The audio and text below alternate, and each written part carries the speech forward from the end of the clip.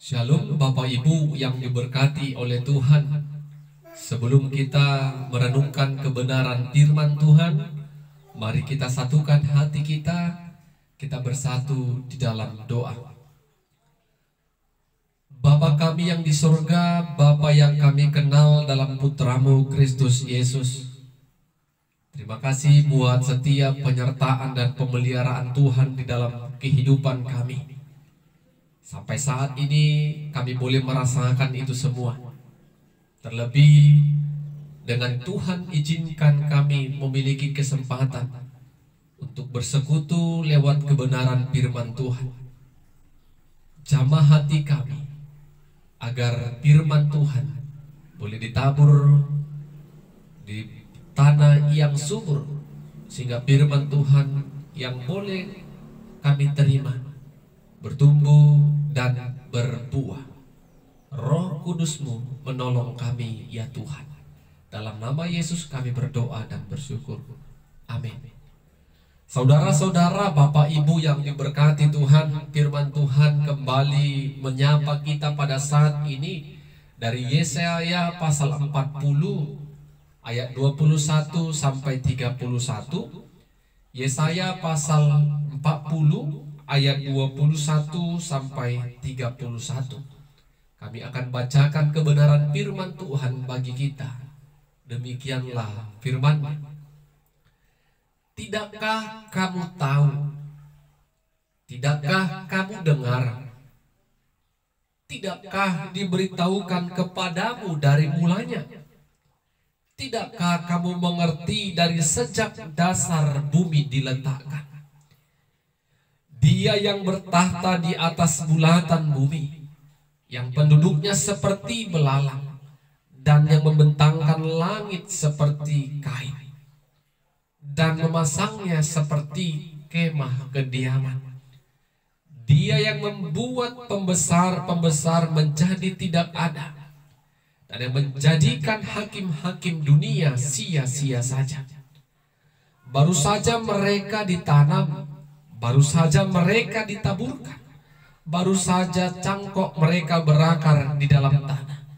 Sudah juga Ia meniup kepada mereka, sehingga mereka kering dan diterbangkan oleh badai seperti jerami. Dengan siapa hendak kamu samakan aku, seakan-akan aku seperti Dia? Firman yang Maha Kudus, arahkanlah matamu ke langit dan lihatlah, siapa yang menciptakan semua bintang itu dan menyuruh segenap tentara mereka keluar, sambil memanggil nama mereka sekaliannya. Satu pun tidak ada hadir. Oleh sebab Ia Maha Kuasa dan Maha Kuat. Mengapakah engkau berkata demikian, hai Yakub, dan berkata demikian, hai Israel? Hidupku tersembunyi dari Tuhan, dan hakku tidak diperhatikan Allahku. Tidakkah kau tahu dan tidaklah kau dengar? Tuhan ialah Allah kekal, yang menciptakan bumi dari ujung ke bumi. Ia telah menjadi lelah, Ia tidak menjadi lelah, dan tidak menjadi lesu. Tidak terduga pengertiannya. Dia memberi kekuatan kepada yang lelah dan menambah semangat kepada yang tiada berdaya. Orang-orang muda menjadi lelah dan lesu, dan teruna-teruna jatuh tersandung. Tetapi orang-orang yang menanti-nantikan Tuhan mendapat kekuatan baru.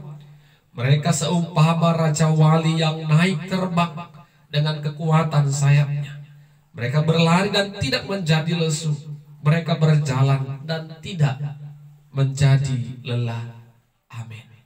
Bapak Ibu yang diberkati oleh Tuhan, tema firman Tuhan bagi kita pada saat ini, Tuhan adalah Allah yang kekal. Tuhan adalah Allah yang kekal. Saudara-saudara, Bapak dan Ibu yang diberkati oleh Tuhan, tidak ada seorang pun manusia di muka bumi ini yang dapat memahami, memiliki, atau menguasai hikmat seperti yang dimiliki oleh Tuhan Allah. Karena apa, ibu bapak yang diberkati Tuhan? Manusia adalah makhluk ciptaan Tuhan. Jadi karena kita adalah ciptaan, tentu kita memiliki batasan-batasan untuk boleh memahami dan mengerti sesuatu. Kita memiliki keterbatasan dalam memahami sesuatu. Berbeda dengan Tuhan Allah. Allah yang menciptakan segala sesuatu yang ada di muka bumi ini. Dia adalah pencipta. Dia adalah Allah yang esa, satu-satunya Allah yang menciptakan, yang mampu melakukan perbuatan ajaib dan yang besar. Dan sampai pada saat ini kita juga dapat menikmatinya bersama-sama. Jadi Bapak Ibu yang diberkati oleh Tuhan, ketika firman Tuhan yang kita baca hari ini, bagaimana Nabi Yesaya menggambarkan bagaimana kebesaran Allah yang tidak dapat kita ukur dengan apapun. Perbuatan Allah yang begitu ajaib, yang luar biasa, yang tidak dapat kita mengerti dan kita tidak dapat memahaminya. Tetapi dalam firman Tuhan yang kita baca tadi, umat Allah, Yakub dan Israel mengeluh kepada Tuhan. Yesaya tegas mengatakan, mengapa engkau mengatakan demikian, hai Yakub dan Israel? Hidupku tersembunyi dan hakku tidak diperhatikan oleh Allahku. Dengan perkataan itu Yesaya tegas katakan, tidakkah engkau tahu Allah itu adalah Allah yang kekal? Apa artinya Bapak Ibu yang diberkati Tuhan? Allah yang kekal, Allah yang tetap, Allah yang selama-lamanya, Allah yang abadi, tidak pernah mengalami perubahan. Mengapa Yakub dan Israel mengatakan demikian? Bukankah mereka adalah umat pilihan Allah, umat yang dikasihi Allah?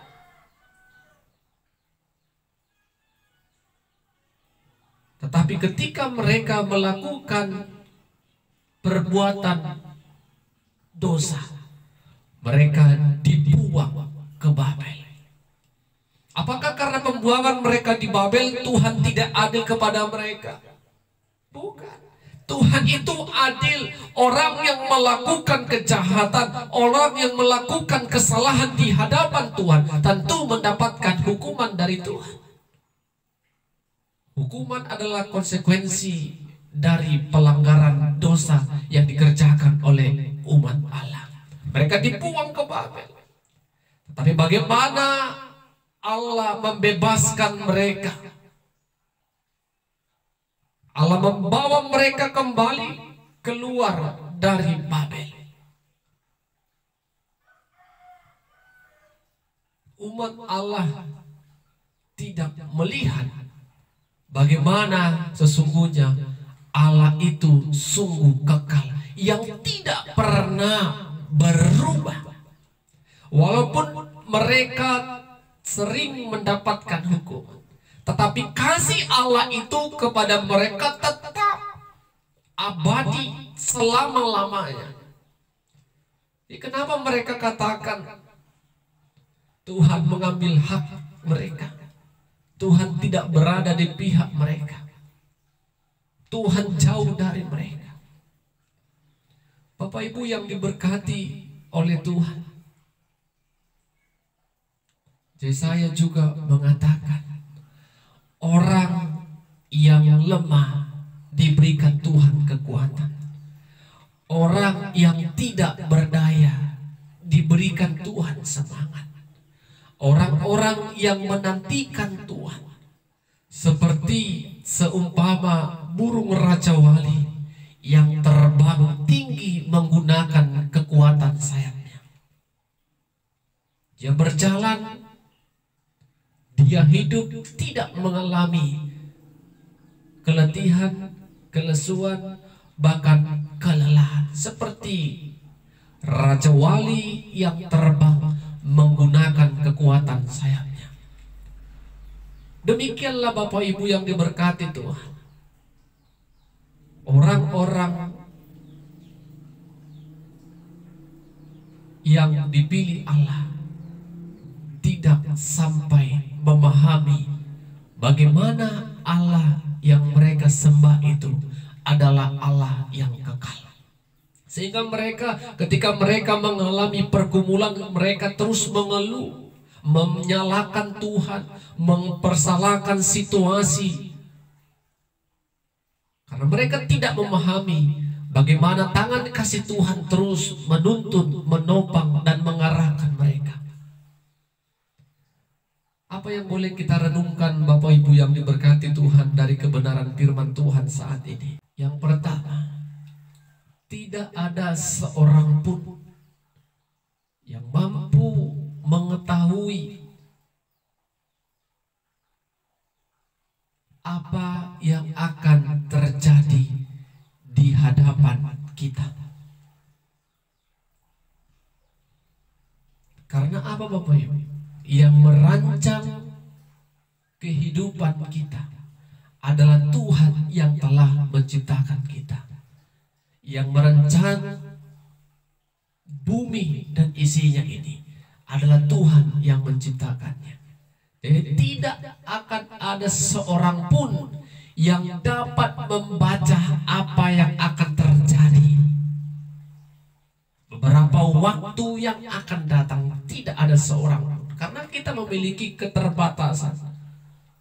Kita tidak seperti Allah karena bukan kita yang mencipta, tetapi Tuhan Sang Pencipta, Tuhan yang mengetahui apa yang terjadi adalah atas sepengetahuan dan seizin Tuhan.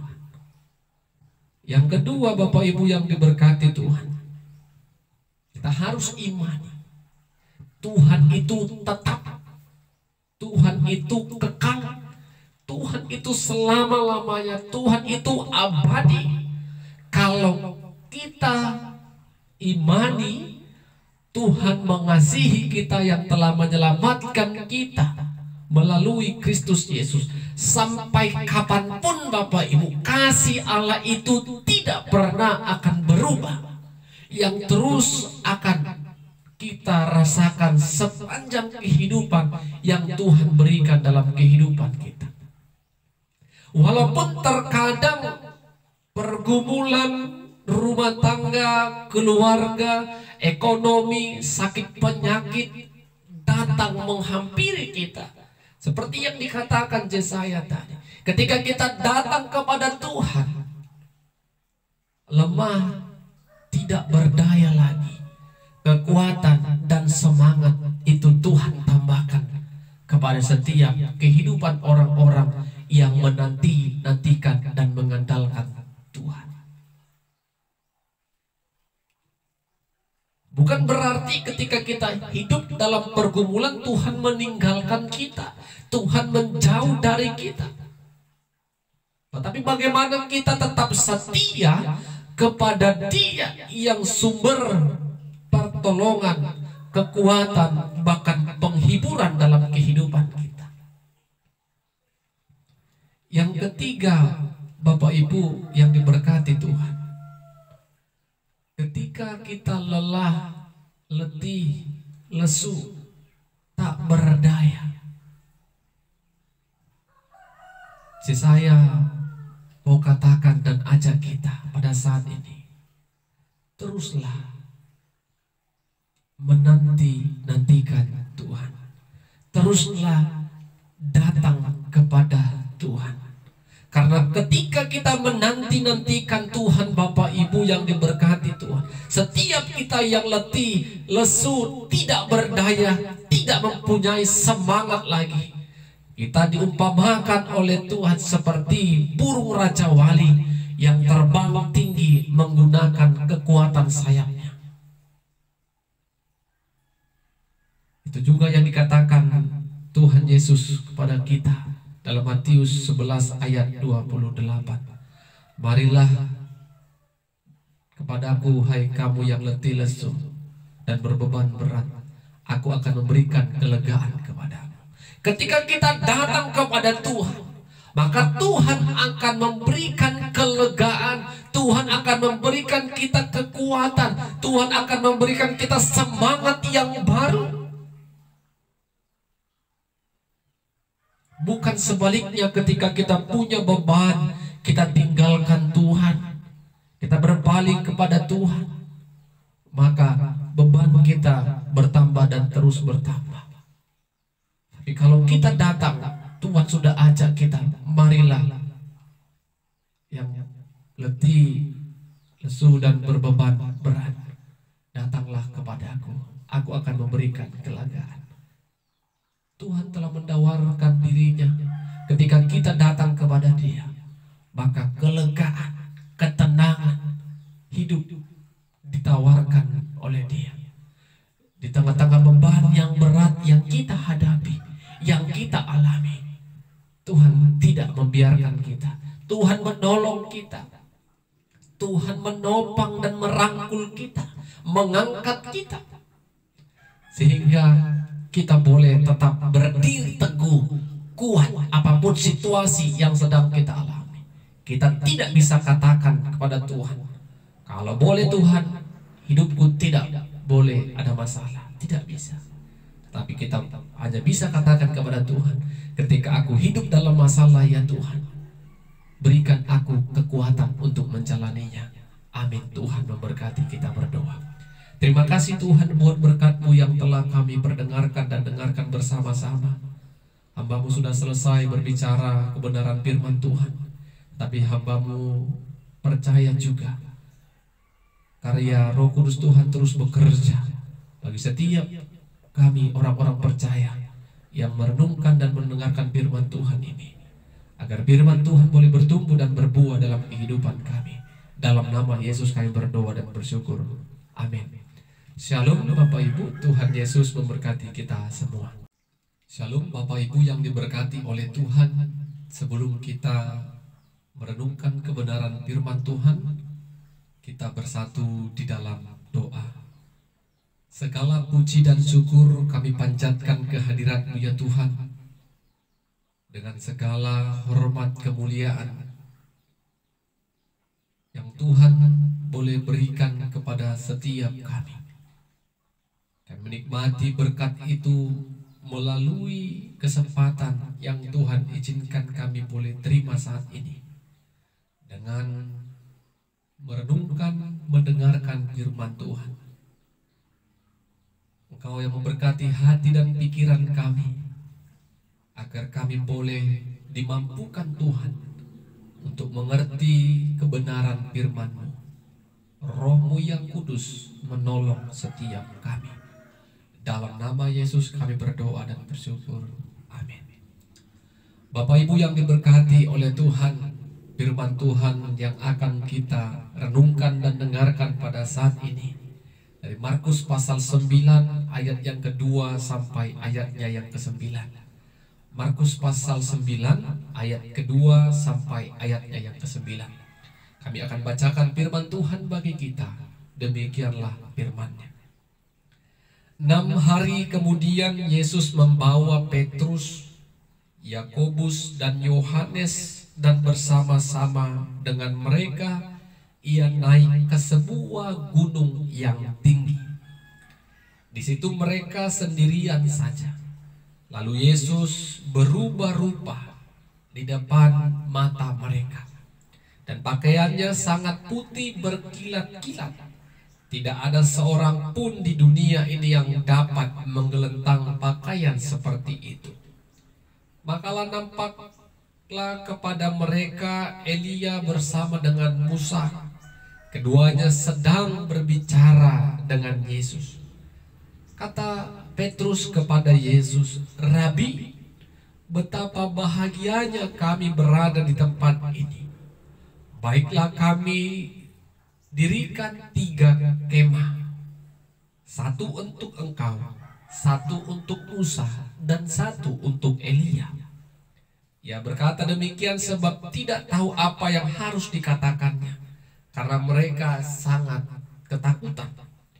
Maka datanglah awan menaungi mereka, dan dari dalam awan itu terdengar suara, "Inilah anak yang kukasihi, dengarkanlah dia." Dan sekonyong-konyong waktu mereka memandang sekeliling mereka, mereka tidak melihat seorang pun lagi bersama mereka, kecuali Yesus seorang diri. Pada waktu mereka turun dari gunung itu, Yesus berpesan kepada mereka supaya mereka jangan menceritakan kepada seorang pun apa yang telah mereka lihat itu, sebelum Anak Manusia bangkit dari antara orang mati. Amin. Bapak Ibu yang diberkati oleh Tuhan, tema firman Tuhan bagi kita pada saat ini, Yesus Anak Allah, dengarkanlah Dia. Yesus Anak Allah, dan dengarkanlah Dia. Bapak Ibu yang diberkati Tuhan, kalau kita membaca firman Tuhan saat ini dan kita lihat perikop sebelumnya atau ayat sebelumnya, bagaimana ketika Yesus ingin mengetahui pendapat murid-muridnya, siapakah dirinya. Ada yang mengatakan Yohanes Pembaptis, ada yang mengatakan Elia, atau ada juga yang mengatakan nabi yang akan datang. Tetapi Petrus mengatakan, "Engkau adalah Mesias." Dan cerita itu berlanjut ketika Yesus mengatakan kepada mereka kalau Mesias yang mereka percayai, yang sedang berdiri di hadapan mereka, akan mati, menderita, dibunuh, dan dihina. Sentak Bapak Ibu, kalau kita baca Petrus menarik Yesus, dia tidak setuju apa yang dikatakan oleh Yesus itu. Karena apa? Konsep Mesias yang ada di pikiran oleh Petrus adalah Mesias yang hebat, tangguh, dapat mengalahkan kekuatan-kekuatan yang terjadi pada saat itu. Sehingga ketika Yesus mengatakan Mesias mengalami penderitaan, matinya pun dibunuh, maka spontan Petrus tidak setuju. Tetapi apa yang dikatakan Yesus, "Nyalah engkau iblis, engkau hanya memikirkan apa yang dipikirkan manusia." Karena Allah memiliki misi yang besar, kedatangan Yesus menderita, dibunuh, mati di kayu salib untuk menebus semua umat manusia yang berdosa.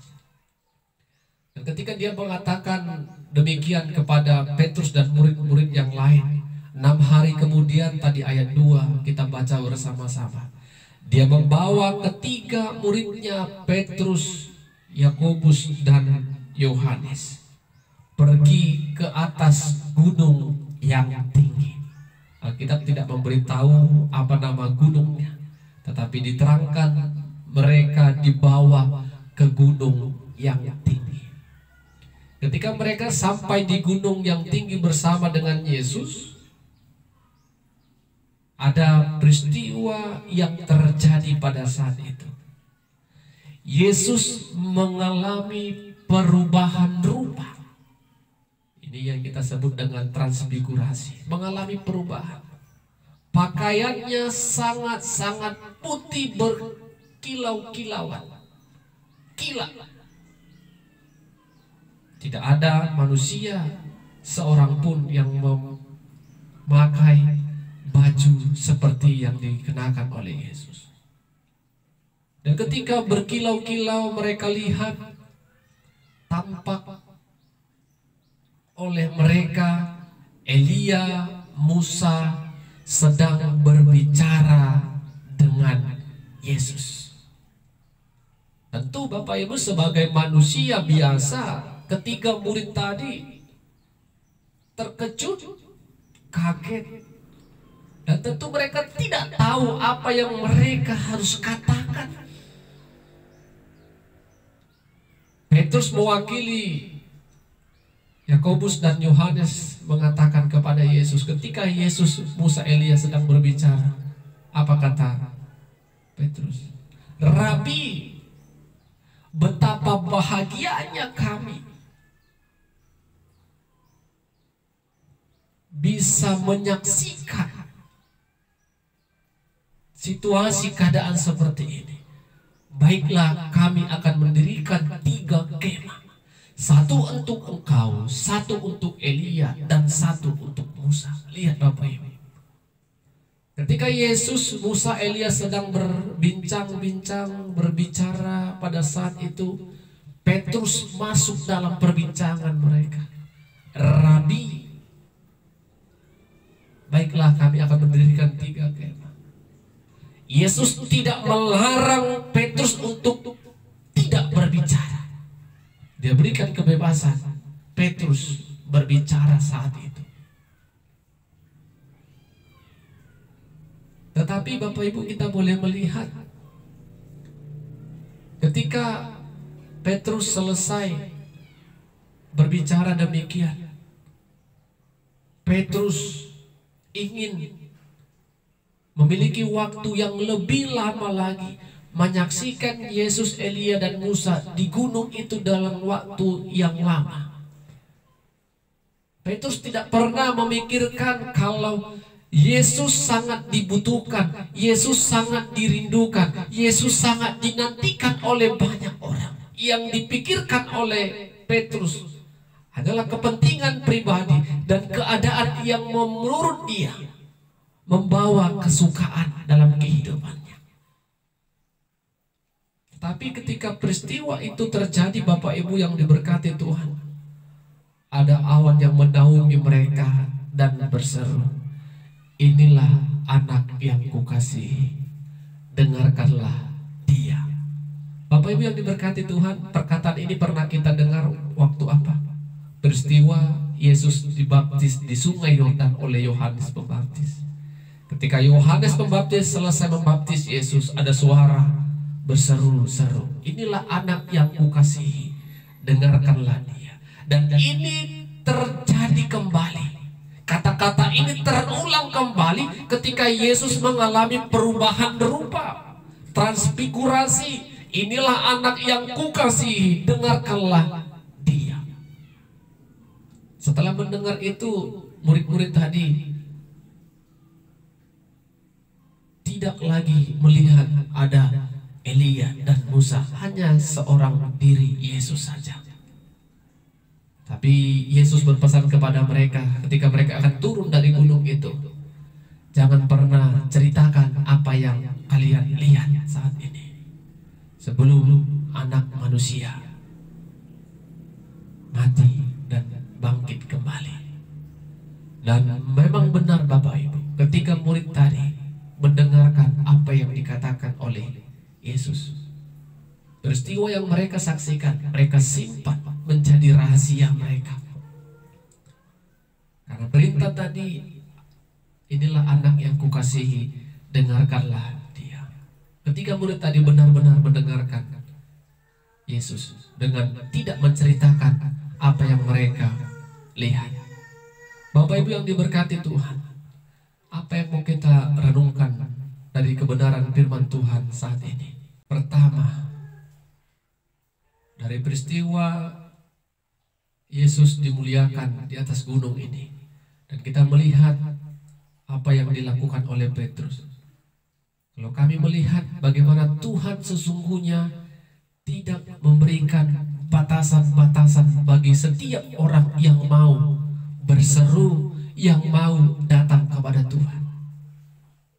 Tuhan memberikan waktu sebebas-bebasnya kapan kita berbicara, kapan kita berseru, bersyukur, bahkan memohon sekalipun kepada Tuhan. Tidak ada batasan ruang dan waktu.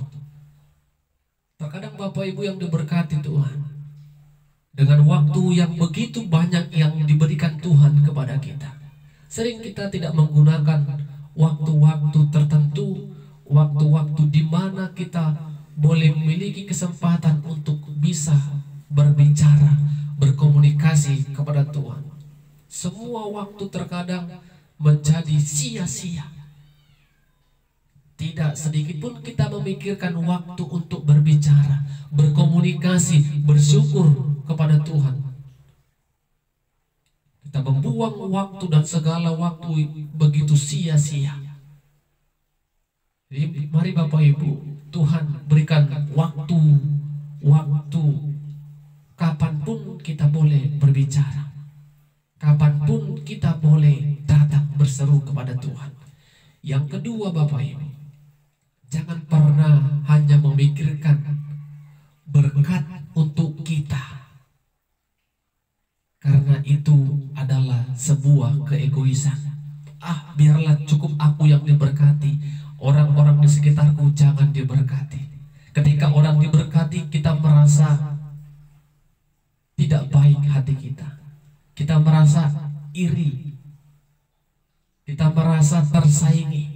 Biarlah Bapak Ibu, berkat yang kita terima, kehadiran Tuhan yang kita rasakan, juga dirasakan oleh orang-orang di sekitar kita. Mungkin orang-orang di sekitar kita lebih merasakan pertolongan Tuhan, kehadiran Tuhan dalam pekerjaannya, rumah tangga, keluarga, anak cucunya. Apakah kita cemburu? Tidak. Kita terus bergumul dan terus belajar bagaimana Allah terus memelihara, memberikan perhatiannya dalam setiap pribadi lepas pribadi kita. Jangan bangga ketika orang berada dalam tidak merasakan berkat.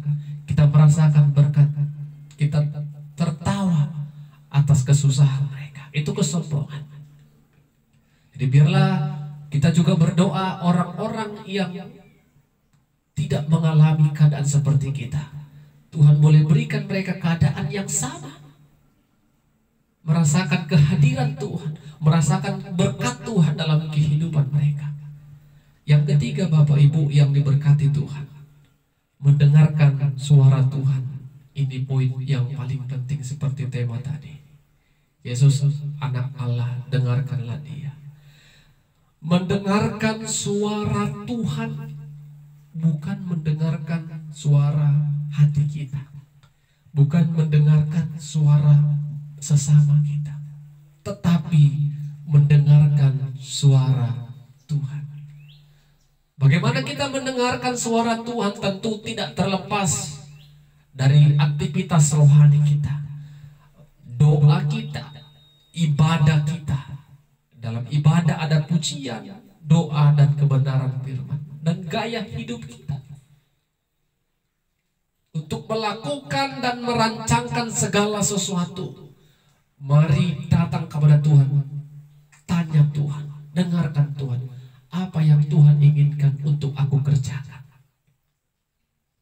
Jangan paksakan keinginan hati kita yang harus terjadi. Jangan paksakan ide-ide manusia itu yang harus terjadi. Tetapi tanya Tuhan, apakah Tuhan bersuara dalam kehidupan kita? Ketika suara Tuhan sudah kita dengar, kita minta hikmat dari Tuhan untuk melakukan apa yang kita dengar. Kebenaran-kebenaran firman Tuhan yang setiap ibadah kita dengar, minta hikmat dari Tuhan untuk memampukan kita melakukan apa yang kita dengar. Jangan mengutamakan suara hati kita, tetapi utamakanlah suara Tuhan yang boleh kita kerjakan. Karena kalau suara manusia dengan mengandalkan kekuatan dunia, kekuatan materi kita melakukan segala sesuatu, hasilnya juga berujung tidak baik. Tetapi dengan mengandalkan kekuatan dari Tuhan, suara Tuhan yang terus mengajari kita, memimpin kita untuk melakukan segala sesuatu hidup ini, hasilnya akan memuaskan. Amin. Tuhan memberkati kita berdoa. Terima kasih buat setiap berkat-Mu yang boleh kami rasakan melalui kebenaran firman-Mu ya Tuhan. Kami sangat bersyukur boleh bersekutu melalui kebenaran firman Tuhan. Ajari kami untuk terus hidup di dalam kebenaran-Mu. Ajari kami untuk setia datang bersyukur, bersekutu lewat doa, pujian, ibadah, bahkan kebenaran firman Tuhan yang terus bersuara dalam kehidupan kami. Tolong kami Tuhan untuk bisa mengutamakan suara Tuhan dalam kehidupan kami yang akan kami kerjakan. Ajari kami Tuhan untuk menjauhkan keinginan hati kami semata, keinginan daging kami, tetapi kami harus mengutamakan suara Tuhan yang harus kami dengarkan, suara Tuhan yang harus kami kerjakan. Roh-Mu menolong kami melakukan firman-Mu. Dalam nama Yesus kami berdoa dan bersyukur. Amin. Shalom. Tuhan Yesus memberkati kita semua.